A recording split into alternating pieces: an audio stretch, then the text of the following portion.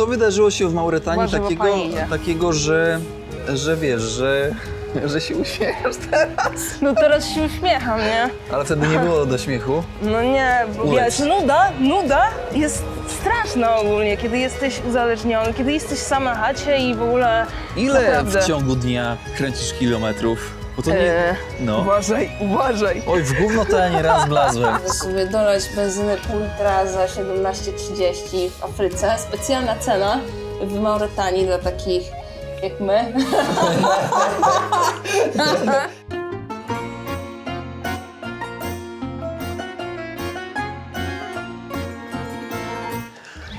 Witam. Co wy tutaj robicie? Czekajcie, jakieś powiadomienie mi tutaj wyskoczyło. Witam was bardzo serdecznie. Szanowni Państwo, witam was w 5. odcinku z serii Senegal z Jak to daleko. Dzisiaj mamy taki nietypowy odcinek ze względu na to, że na odcinku będzie dusza odcinka, czyli bohater, bohaterka, osoba, która robi coś ciekawego w życiu i opowie nam o tym. Kim jest nasza dusza odcinka? Nikt inny jak Ola. Ola z Poznania, o której wam wspominałem wcześniej. Kto ogląda odcinki jeden po drugim, ten wie, o co chodzi mniej więcej. W końcu nasze drogi z Olą się przecięły. Zapraszam was na wysłuchanie rozmowy z kobietą, która jedzie z Polski, moi drodzy, rowerem sama do Dakaru. Salam alejkum.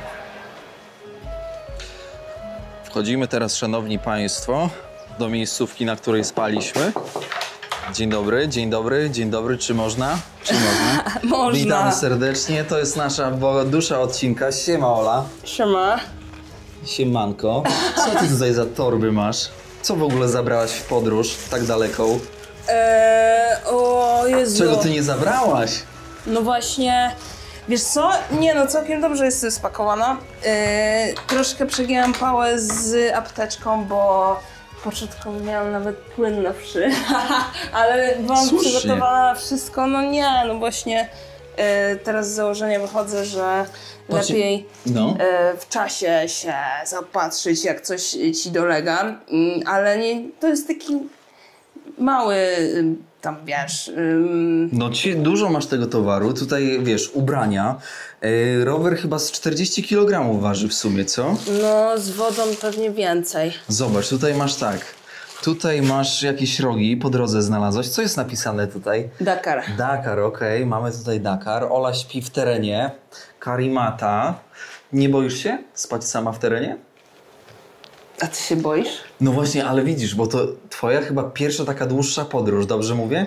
No wiesz, tylko że ja już się obeznałam z tym jadąc do Austrii i wtedy byłam naprawdę wystraszona. Wtedy, stary, ja... No właśnie, w ogóle być wystraszoną, jechałam do Austrii, to teraz mam gaz tylko, nie? Ale ja wtedy kupiłam pałkę teleskopową, a ludzie mi na grupce, ej, a wiesz, że w Austrii nawet nie wolno tego mieć, nie?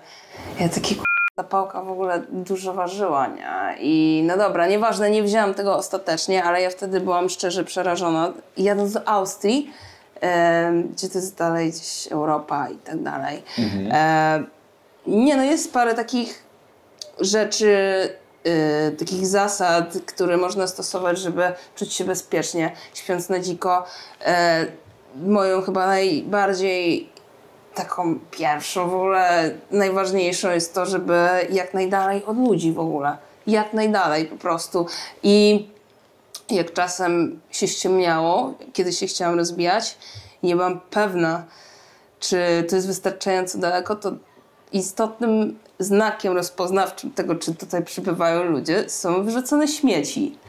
Jeśli ty widzisz dużo śmieci, to znaczy, że tutaj ludzie lubią przychodzić, bo niestety, ale ludzie lubią wypierdzielać tak jak leci, nie? A zwłaszcza tutaj w Afryce, to wiadomo, że jak są śmieci, to znaczy, że tutaj są ludzie, tutaj jest, wszędzie są śmieci. No, ale... Czyli ludzie to problemy. No nie do końca, nie tylko, ale no wiesz, chodzi mi o to, że w tym przypadku to jest istotna sugestia tego, czy jestem, wiesz, albo kiepy rozwalone. No wiesz, no jakiś jeden papierek jest zaplątany przez wiatr, no to To raczej No dobra, nie. ale powiedz, co zabrałaś w taką podróż długą? Jedziesz sama, jedziesz z Poznania, bo mieszkasz w Poznaniu, jedziesz do Dakaru, jesteś w drodze, jak długo? Łącznie będzie, jeśli podsumujemy czas na rowerze, ja teraz nie wiem ile dni, ale to będzie gdzieś poniżej 4 miesięcy. 4 miesiące. Bo ostatecznie policzę, jak będę w Dakarze, czyli to będzie w poniedziałek, dzisiaj mamy sobotę. Wiem, jaki jest dzień. To jest dobre. W sensie ja bardzo zatraciłam się w tej podróży i nie wiem, jakie są dni. Spokojnie, dobra, co, zaglądamy ci do toreb trochę? Co tam masz? Nie wiem, jakieś ciuchy? Co ty Nie, zabrałaś? Co Co ty masz? Latarki? Widzę, że tutaj masz gaz pieprzowy. Przydał się gaz pieprzowy w terenie? Bo tutaj masz tak pod ręką, ale masz tak fajnie przyczepiony, bo ludzie mają gaz pieprzowy, ale schowany, a ty masz pod ręką, więc to jest naprawdę bardzo fajna opcja, żeby go użyć w razie czego. Nie, on mi się przydaje mentalnie, nie? Że jest po prostu. To jest... Koza jest tam za tym. Nie, no ogólnie to mi się przydaje po prostu do mojej głowy, nie? Tak to... Co tutaj spakowałaś? Fajna torba. Nigdy nie widziałam, bo nigdy nie podróżowałam rowerem. Pojemna? Co tam jest? Co to w ogóle? To ma wszystko. Co to jest? To jest olej do łańcucha. A.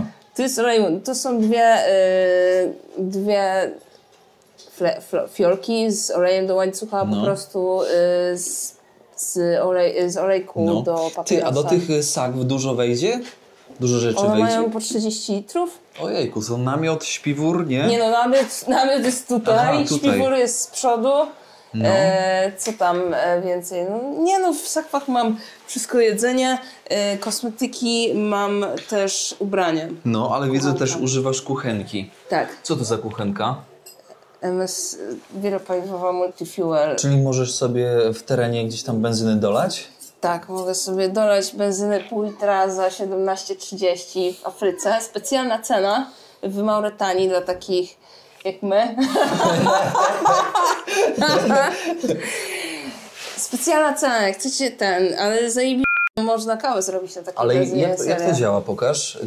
W sensie, ojejku, nie, no teraz mam cały sprzęt schowany, w każdym razie tutaj nie, no, musisz pokaż, odkręcić. ludzie nie wiedzą takich rzeczy. Odkręcaj tutaj, odkręcam, tu jest benzyna. Już benzyna, okej, dobrze. Tutaj mam całą aparaturę, którą podłączasz. No. Musisz Ale napompować to. śmierdzi, No śmierdzi, no. No i ogarniasz. Za 17:30. Ty, Ola, a jak jesteś w drodze, to ludzie często cię zapraszają na nocleg? W Maroku cały czas, nie? W sensie, ja to mam wrażenie, że chyba więcej razy spałam u kogoś w Maroku tak po prostu z ulicy niż w namiocie, nie? Nawet nie mogłam się rozbić, bo tylko gdzieś się kręciłam, szukałam miejscówki. Jakiś pasterz mnie wyczaił i on tak, nie, że tutaj nie będziesz spać, nie? A w Mauretanii W podobnie było? Mauretanii po swoich doświadczeniach już później unikałam różnych tego typu sytuacji, chociaż było coś takiego, że z ulicy mnie wziął gościu i powiedział, że tam będę w stolicy, to on ma swoje mieszkania i spał. Jakiś bogacz, maharaża. Dosłownie. To jak A w mówisz. Senegalu? Co prawda Nie w Senegalu wiem, jest to jesteśmy... dopiero pierwszą noc. No, tak świeżo. Okej. Ola, teraz pokaż widzom. Nie, Chciałem cię zapytać, czy ogólnie branie prysznica w podróży z takiego wiadra na luzie. Ej, no ja ci powiem, że na początku to straszny szok dla mnie było z tą toaletą, ale zaczęłam to doceniać, zwłaszcza jak na Saharze Marokańskiej były naprawdę ogarnięte toalety na stacjach benzynowych, w sensie takie coś i po prostu mogłam wszędzie bez przypału się umyć. Naprawdę, to było zajebiste. Bo wiesz, możesz po prostu wejść i jakby to jest i toaleta i prysznic, więc zajebiste. Czyli dużo kosmetyków nie masz, co? Nie, no to jest szampon, który jest moim płynem do naczyń, płynem do prania i do mycia wszystkiego. No, pasta do zębów. Minimalizm w podróży. Tak, zdecydowanie. Dzieci, młodzież, przyszłość narodu senegalskiego, mauretańskiego. Czy miałaś pozytywne wspomnienia, znaczy zdarzenia z młodzieżą, z dziećmi, czy jednak ogólnie trzeba by było uważać na takich młodych? Nie, no wiesz, jakby z grubsza to myślę, że są pozytywne jednak, ale no ale zdarzyły się sytuacje, które będę raczej częściej wspominać, a mianowicie na pożegnanie pustyni maurytańskiej dzieciaki, jadę sobie po prostu i czuję, że coś na mnie spada, nie? I patrzę, one rzuciły we mnie butelką 1,5 litrową prosto w klatę, nie? I ja tak w ogóle nie zatrzymałam się, jadę dalej. I nie minęło, nie wiem, może 2 kilometry. Patrzę, czy one próbują się we mnie zamachnąć, a to była butla z gazem, stary. Wiesz, jakie to są butle z gazem, nie? Ogromne. Jakieś 10, nie, to była taka średniej wielkości, ale z 10-15 kilo ten chłopak to tam ledwo z tym stał, nie? Ale we mnie próbował się zamachnąć, stanęłam i w jego stronę, nie? I w ogóle drę się za nimi, co oni robią. A oni śmiesznie i w ogóle fajna zabawa. No, ale no i nie przejechałam dosłownie to wszystko na paśmie 5 kilometrów. I na sam koniec dzieciaki, nie wiem, z 10 ich z taką wielką plandeką próbują mi zrobić dywan. I ja to widząc wyminęłam. Ona najprawdopodobniej chciała mnie podnieść na tym, kiedy bym wjechała, tak, więc... Jakbyś była blisko, to żebyś w to wjechała. Tak, żebym na to wjechała i albo by mi zaogrodziły drogę. One może ci metę zrobiły. Nie wiem, stare, nie zapytałam ich niestety, co to był za pomysł, ale... I to było w przeciągu 5 kilometrów i to było takie moje pożegnanie z pustynią w Maurytanii, więc no generalnie... Czy kamienie latały za tobą? Kamienie nie latały tylko butelki. No nie, no raz poleciało, nie? A tak, to już jak w tym momencie słyszę śmiech dzieci biegnących, to już po prostu jadę ile mogę, nie? Czyli stres jednak. Jest, no bo to... No nie wiem, już nie... Wiesz, to taka trauma po prostu wchodzi w ciebie, nie? Mhm. I już wolę unikać, chuchać na zimno,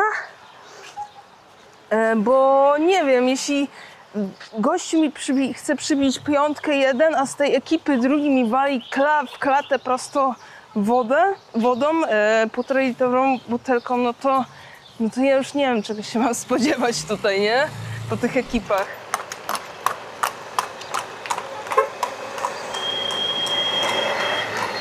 Tak patrząc, że jedziesz z Poznania, już eliminując aspekt Europy, ale mówiąc Maroko, Mauretania, Senegal, to w którym kraju było najdrożej? Na ten moment? Czy jeśli chodzi tobie o Afrykę tylko, tak? Tak. No to w Mauretanii, nie? Ale to po prostu... Ile kosztowała SIM-karta?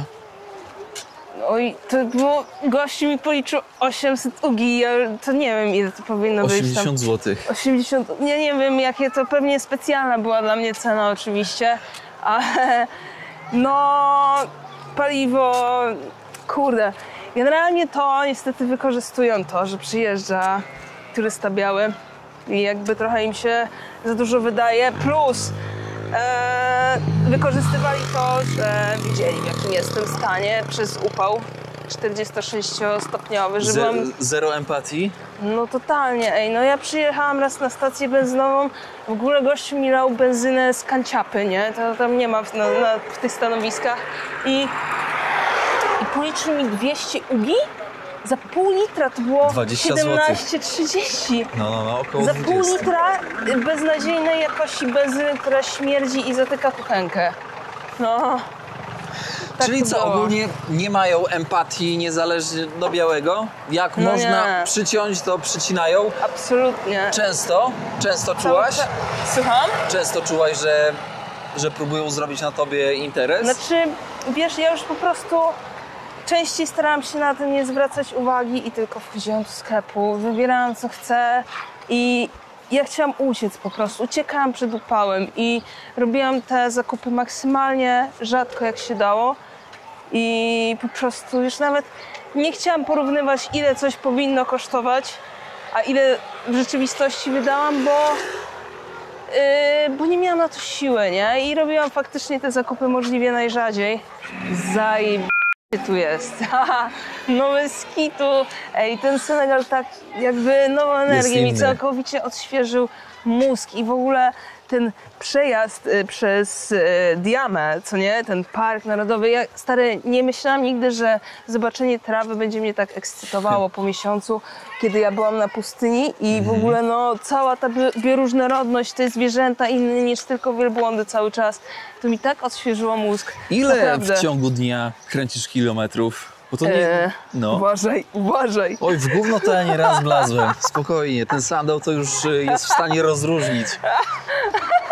Ej, dobra, ogólnie ile razy? Wiesz co, nie. Ile na pustynię, kilometrów, no? Nie, bo to na pustyni miałam tylko taki plan, żeby ją przejechać, nie? Jak najszybciej, więc nie wiem, może z 2 razy zeszłam poniżej 100.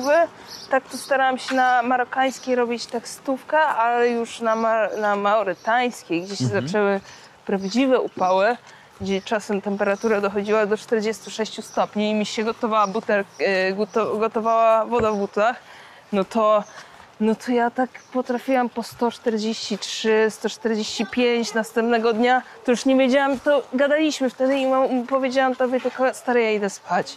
Nie wiedziałam, jaki jest dzień, no masakra. Później miałam dzień taki lżejszy, bo jechałam do stolicy i spałam u ziomka to 70 chyba kilometrów. Przedwczoraj 160 coś. Wczoraj 100, bo podliczyłam. Dzisiaj nie wiem ile zrobię, ale ogólnie w poniedziałek chcę być w Dakarze. Co czujesz, będąc pierwszy raz w takiej czarnej Afryce? Kurde, nie wiem, no jakby jestem Jest taki szok kulturowy? Jest szok kulturowy bardzo. I jakby w Maroku myślałam, że to już jest różnica, ale nie, dopiero faktycznie tę różnicę poczułam w Mauretanii. I jakby z jednej strony nawet po tych ciężkich sytuacjach, no jestem zmęczona powiedzmy, ale czuję takie podzielenie, nie? Że z jednej strony dobra, już dawać mi ten Dakar, ale z drugiej strony no, to jestem zakochana w tym, co widzę, nie? I to takie jest, że wow, nie? No. Inny świat. Nawet jeśli coś mi się gorszego tam działo w Mauretanii, to się zajebiście cieszę, że w ogóle tam byłam, nie? Co się działo w Mauretanii? Coś, co weszło na psychę, że tak powiem? No! W ogóle, no właśnie, ostatni dzień w Mauretanii to były te dzieci. Pierwszy dzień na mauretańskiej pustyni, zaraz po wyjściu z pociągu Iron Ore wiozącego złoża rudy żelaza. Parę godzin później miałam sytuację, gdzie... Co wydarzyło się w Mauretanii takiego, że wiesz, że się uśmiechasz teraz? No teraz się uśmiecham, nie? Ale wtedy nie było do śmiechu? No nie, bo miałem postój mały, no i podszedł, w ogóle gościu zatrzymał sobie tira i podszedł do mnie, wziął jedną z moich butelek i jakby... Na wodę?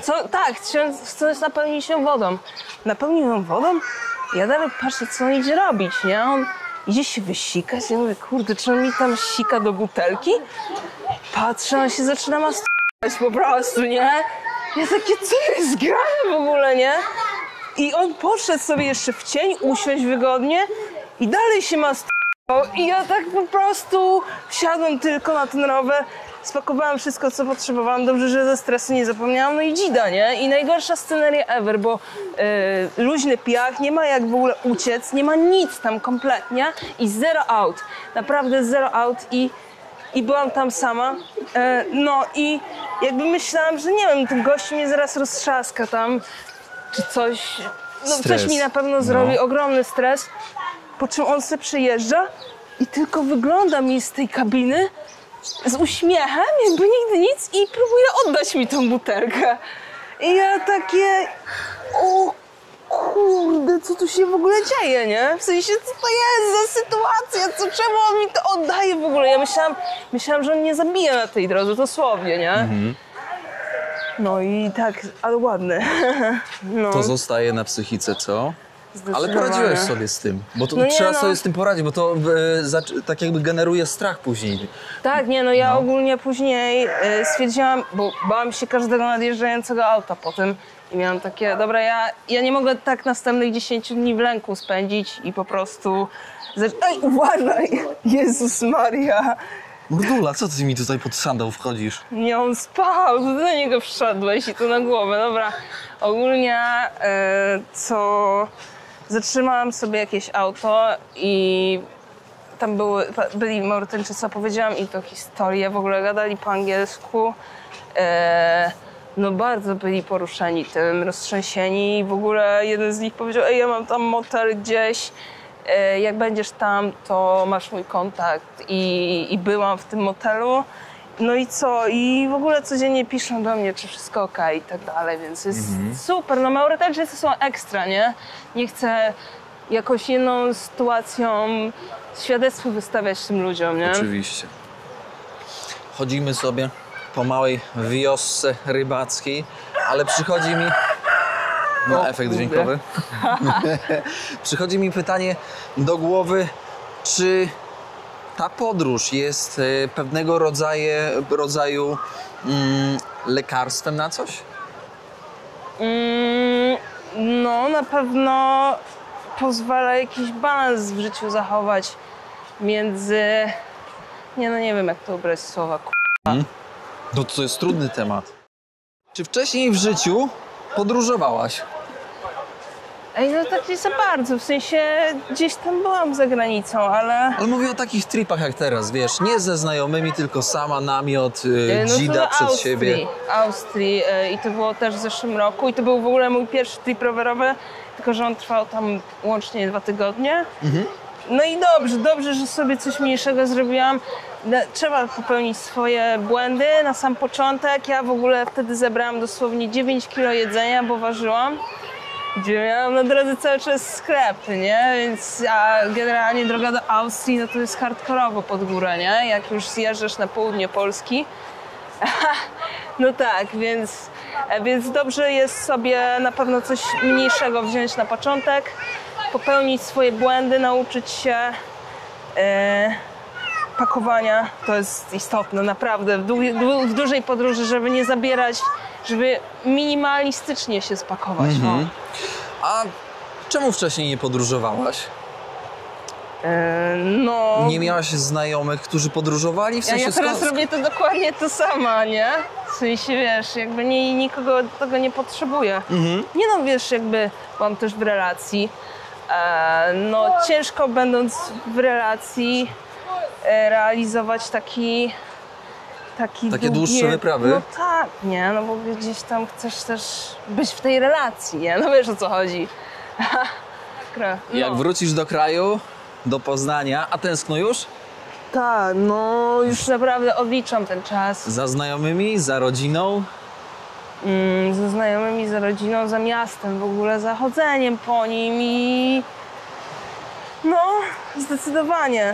zdecydowanie. Już tym bardziej, że ta tęsknota i to, że ten ostatni tydzień jest taki ciężki i takie rzeczy się wydarzyły, no to już takie, dobra, już dawać mi ten Dakar, nie?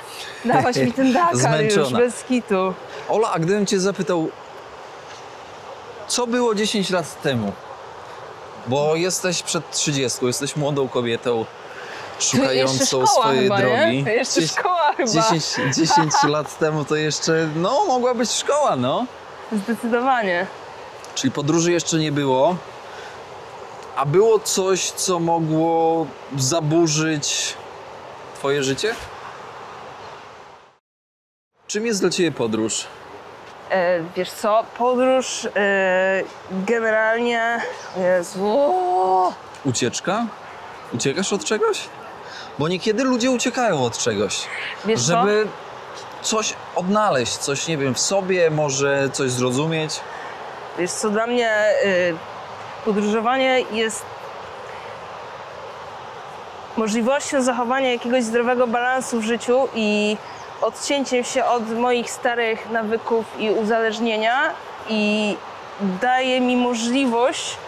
Kurwa, nie, ja nie wiem, nie. Ogólnie wiesz, odciąć się od tego, co było, nie? Bo jeżeli faktycznie walczyłeś z uzależnieniem i rozumiem, że to było na grubo.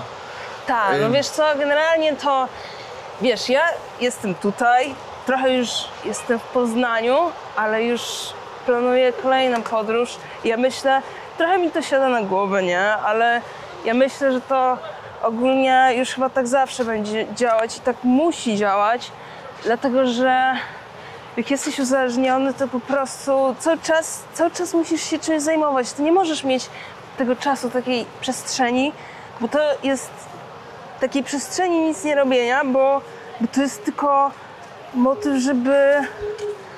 Wiesz, nuda jest straszna ogólnie, kiedy jesteś uzależniony, kiedy jesteś sam na chacie i w ogóle nie masz co robić, albo w ogóle się stresujesz czymś, no to trzeba tego unikać jak ognia, nie? Więc jakby mi nawet przeglądanie map, ogarnianie wiz, nie wiem, wypisywanie na grupach, czy mogę tu, jak przejechać, nie wiem, jaki kraj jest bezpieczny, czy nie, zbieranie tej wiedzy, nawet jeśli ja nie jadę, ale to jest dla mnie cały proces, w którym ja się przygotowuję do podróży i to, że moja podróż, tam gdzieś jadę 4-5 miesięcy, okej, fizycznie jestem na rowerze ten czas, ale ona trwa dużo dłużej, bo ja się przygotowuję, próbowałam się nauczyć języka, nic z tego nie wyszło, może tym razem będzie lepiej, ale no generalnie cały ten proces, ja cały czas z tym jestem i ja myślę, że ja już z tego nie wyjdę, nie? Można powiedzieć, że to jest pewnego rodzaju terapia? No zdecydowanie. Dla mnie ja w ogóle jestem po zakończeniu swojej terapii na NFZ i ja czuję, że to jest moja kontynuacja i na pewno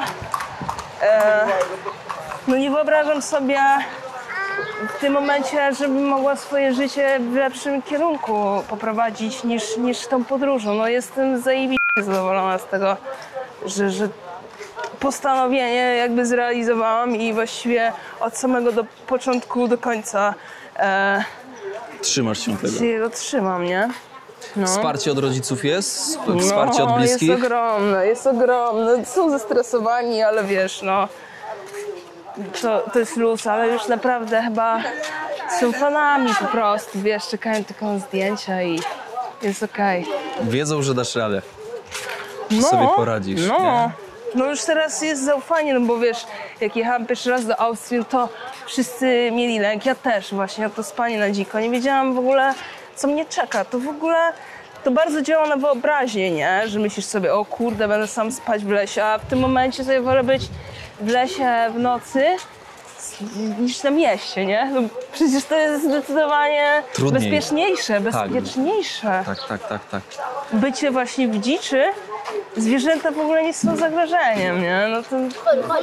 Czy jak wjeżdżałaś na Saharę, bałaś się tego, że może zabraknąć wody bądź jedzenia? Tam odległości są znaczące. Nie Wiesz, no, jak już wjechałam na Saharę, to taki totalny luz czułam, jakbym, nie medytowała. Raczej to wcześniej działało mi mocno na wyobraźnię, jeszcze zanim zaczęłam w ogóle jazdę, że co to będzie w ogóle, nie? Czy ja podołam, ale tak szczerze, ogólnie są checkpointy i miejsca, gdzie można sobie jakoś dokupić wody, pożywienie co 100 kilometrów, a nierzadko i częściej.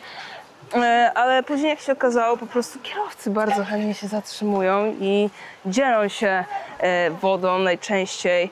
Czasem dorzucają jakieś jedzenie. W kryzysowych sytuacjach sama zatrzymywałam auta i sama zatrzymywałam auta i prosiłam o wodę, nie? Kiedy już naprawdę byłam gdzieś na rezerwie.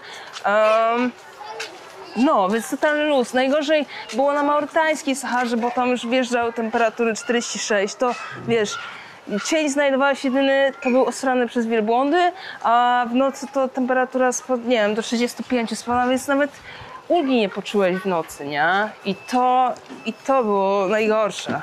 Jak rozmawialiśmy w wiadomościach, to powiedziałeś coś takiego, że Tomek, ja nawet nie rozstawiam namiotu, żeby jak najwcześniej wstać i żeby jak najszybciej ruszyć.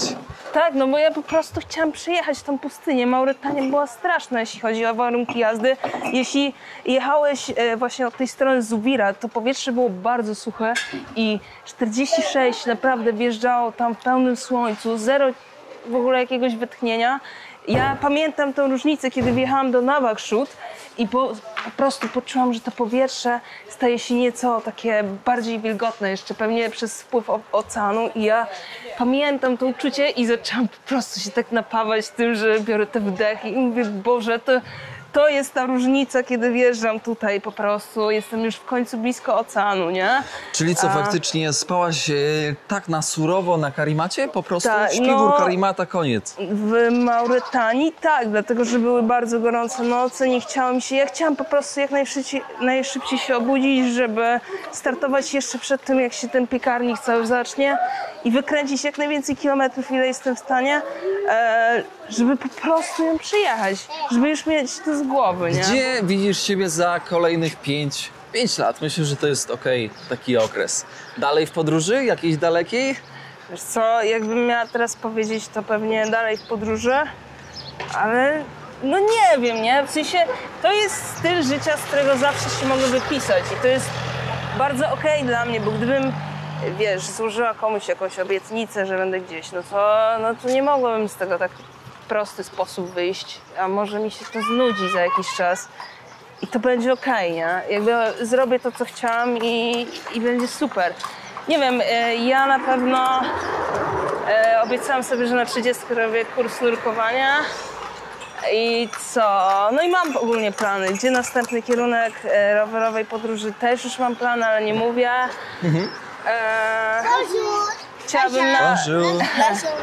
Chciałabym kiedyś przyjechać na rok do Afryki, ale jeszcze nie wiem w jakiej formie. Może są super wolontariaty przez Workaway do budowania szkół na przykład, do pomocy przy budowaniu szkół. Nie wiem, po prostu będę robić coś fajnego i tyle, nie?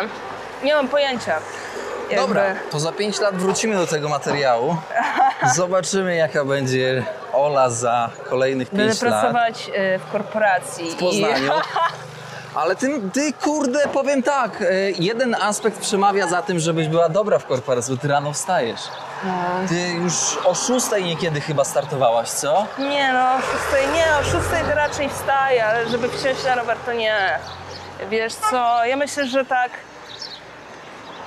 no nie wiem, może chwilę przed 7 zdarzyło mi się, ale to raczej na zasadzie ale nie życzę ci, my mi ci się. nie życzymy z widzami tego, żebyś wylądowała w korpo. Nie to, że to jest coś złego, tylko chodzi o to, że no, masz wolną duszę, która potrzebuje bodźców.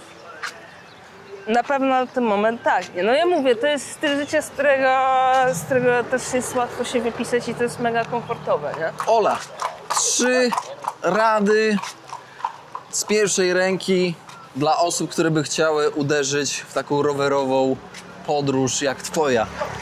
Dobra, to pierwsza będzie na pewno nie słuchać rodziny ani znajomych, jeśli wybieracie jakiś kierunek podróży, bo oni bardzo dobrze wam życzą i będą się bardzo po prostu bali, ale nie mają często zielonego pojęcia, o czym mówią. I jeśli chcecie gdzieś podróżować, to słuchajcie się tylko ludzi, którzy podróżowali dokładnie w taki sposób, jak wy chcecie i tam, gdzie wy chcecie. To jest moja pierwsza rada.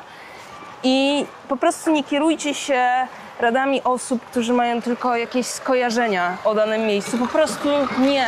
Oni nie wiedzą, o czym mówią. To jest pierwsza.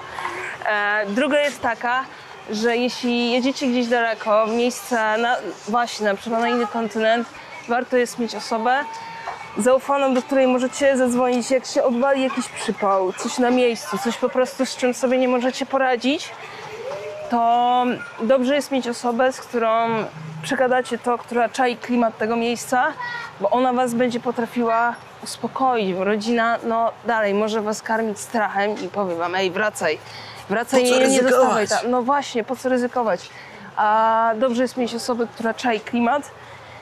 No trzecia rada to po prostu trzeba, no nie bać się, nie? W sensie trzeba przełamać swój lęk. Ja też miałam ogromny lęk, też się w ogóle bałam Sahary, też w ogóle wszystkiego się bałam, jak jechałam w tę podróż.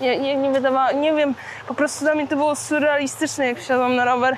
Ja miałam coś takiego, ej, serio, jadę na 4 miesiące i kompletnie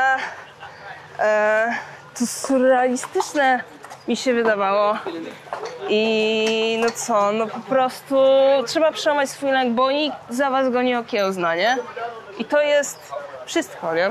Czy ty wcześniej, przed swoją tą podróżą taką rowerową, Super przygotowywałaś się, wiesz, dużo jeździłaś rowerem, czy po prostu... Wiesz co, nie, no ja po prostu uważam, że najważniejsze jest to wprawić swoje ciało w ruch taki, żeby on codziennie mu pokazywał, że codziennie jeździsz. Ja najpierw to jeździłam po łącznie 12 km dziennie w obie strony do pracy i chyba najistotniejsze jest trzymanie swojego ciała w ruchu po prostu. Wiesz, to, że teraz robię takie dystanse, ja nie robiłam żadnych treningów przed tym, nie? Po prostu siadłam rower i któregoś dnia zrobiłam zamiast 30 km 80 i najważniejsze w tym to jest wysypiać się, jeść dobrze i po prostu rozciągać się, wiadomo, takie rzeczy, ale przede wszystkim pokazywać swojemu ciału, że codziennie jest ta jazda, nie? I jakby ono też chyba dostaje sygnał, że musi szybciej się regenerować. Takie mam wrażenie, bo ja nie czuję zmęczenia. Ogólnie wysypiam się i jakby to, co było wieczorem, już tego rano nie ma. No mogę jechać Jedziesz. po prostu dalej dużo kilometrów, nie? Szanowni Państwo, bardzo dziękujemy, Ola. Żółw, Yo. pach. Cieszę się, że wyszłaś poza swoją strefę komfortu, że spełniasz się, idziesz do przodu, Dzięki. pomimo przeciwności, które Cię spotkały. Drodzy widzowie, zostawcie miłe słowo Oli, żeby miała paliwo, że tak powiem, nie takie drogie jak maurytańskie, na maurytańskiej stacji, żeby miała paliwo Tańsze trochę, no, bez mentalne, kitu. takie do dalszego działania nad sobą, dalszych wojaży podróżniczych. A przygody Oli oczywiście możecie śledzić na Instagramie, który podajemy tutaj. Proszę bardzo. I co, Ola? Czego Ci jeszcze mogę życzyć? Zdrowia ogólnie. Wiesz co? Zdrowie Zdrowie. jest najważniejsze i się na tym wszystko zaczyna i kończy, nie? Bo jak mnie zatrzyma kontuzja, to nie będę mogła nic robić i tyle. Myślę, że zdrowie to jest jedyne, czego możesz mi teraz życzyć. Plecki bolą? Nie, nic mnie nie boli. Dzięki za efekt, Andrzej, Paweł. Aha, teraz się nic nie boli, więc Witam. Ja mam na nazwisko Radziun, a one krzyczą, jakby brzmiały Radziun, czaisz? Radziun i one dosłownie tak mówiły. Oni już Cię tutaj znają. Skitu, Radziun. Dobra, Ola, żegnamy się, wszystkiego dobrego, szerokości, żeby Ci dętka w oponie nie poszła, że tak powiem. I co, do usłyszenia, moi drodzy. Słyszymy się w kolejnym odcinku. Pozdrawiam serdecznie i dbajcie o siebie tam. Łapka, komentarz i subskrypcja to jest podstawa na kanale. Pozdrawiamy serdecznie. Ola. Yo. Ola! Pozdrów Poznań! Pozdrawiam. Pozdrawiam Poznań, miasto doznań. Tak, pozdrawiam. I pozdrawiam St. Louis, St. w którym Louis. jesteśmy. Tak W jest. Senegalu. Ola, wybierz sobie kozę albo barana i tego. I zabieramy. Nie, no nie. O, widziałaś, jak te? One nie są wystraszone. Nie, no ja myślałam, że one patrz, się... już by ci tam z Nie, dobra, tego... dobra. Już Byku. z główki by Luz. przyłożył. Nie, dobra. Dobra, kończymy, szanowni państwo. Pa, pa.